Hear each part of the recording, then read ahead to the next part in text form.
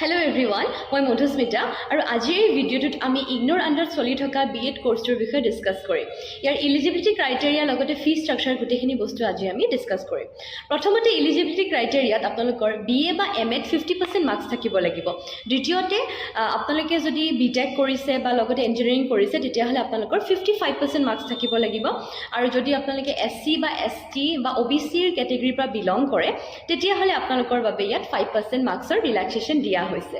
ইয়াৰ দ্বিতীয় important eligibility ক্ৰাইটেৰিয়াটো হৈছে যে আপোনালোকে ইন ছাৰ্ভিচ টিচাৰ্ছ হ'ব লাগিব এলিমেণ্টাৰী এডুকেশ্যনত, অৰ্থাৎ আপোনালোকৰ 1 year টিচিং এক্সপিৰিয়েঞ্চ ইয়াত মেণ্ডেটৰী হৈ যায়।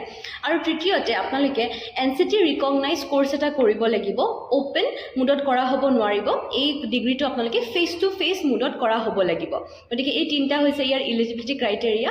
আৰু লগতে যদি ইয়াৰ আমি ফি ষ্ট্ৰাকচাৰটো চাওঁ তেতিয়াহ'লে ইয়াৰ ফি ষ্ট্ৰাকচাৰটো হৈছে 60,000 rupees আৰু আপোনালোকৰ এন্ট্ৰেন্স এক্সাম আহি থকা মাৰ্চত হ'ব আৰু ইয়াৰ এপ্লিকেশ্যন অলৰেডি 29 জানুৱাৰীৰ পৰা ষ্টাৰ্ট হৈ গৈছে আৰু লাষ্ট ডেটটো হৈছে 27 ফেব্ৰুৱাৰী। যদি ইয়াতকৈ আৰু কিছুমান ইনফৰ্মেশ্যন আপোনালোকে জানিব বিচাৰিছে বিএড ডিগ্ৰীৰ বিষয়ে তেতিয়াহ'লে কমেণ্ট ছেকশ্যন জনাবলৈ নাপাহৰিব।